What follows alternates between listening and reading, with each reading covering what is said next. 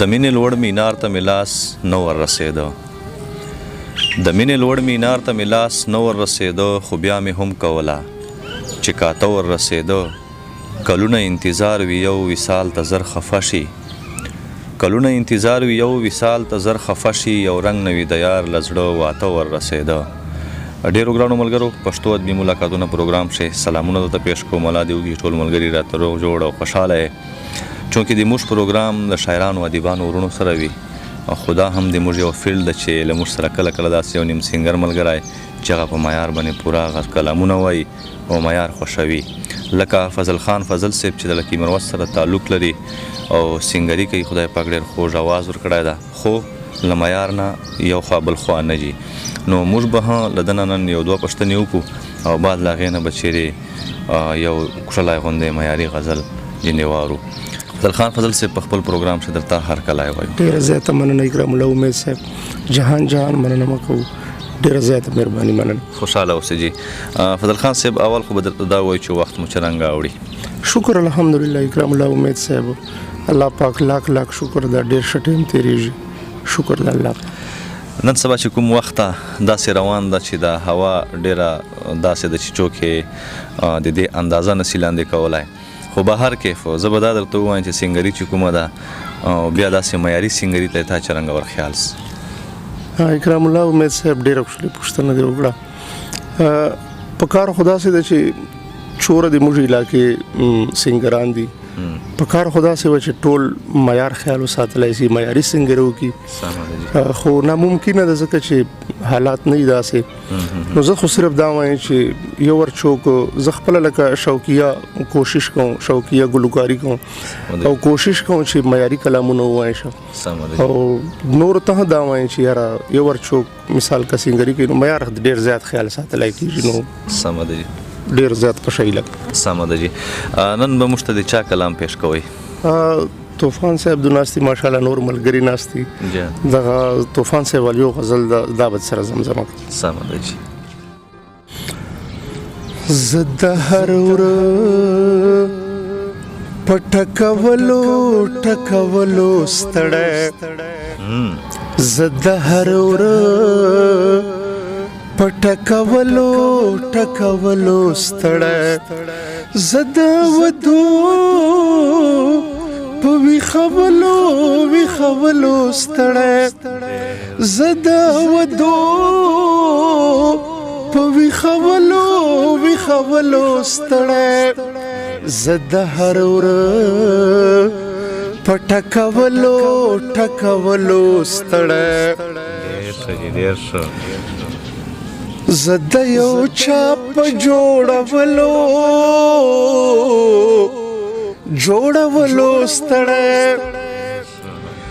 زه د یو چا په جوړولو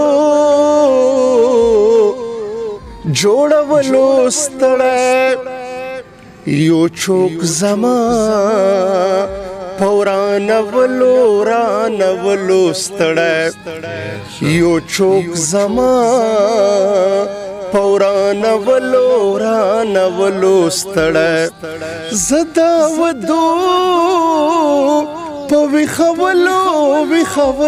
ستړی زه د هر ورځ په ټکولو ستړی شعر د امید صاحب زه لکه لمر په راختلو ستړی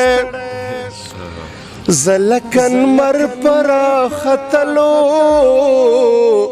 راختلو ستړی زه لکه سیند په بهېدلو ستړی زه لکه سیند په بهېدلو ستړی زه د ودو په ویښولو ستړی زه د هر ورځ په ټکولو ستړی بل شعر د ته د موټر په چلولو ستړی ته د موټر په چلولو ستړی زه د خیرات په ټولولو ستړی زه د خیرات په ټولولو ستړی زه د ودو په ویښولو ستړی زه د هر ورځ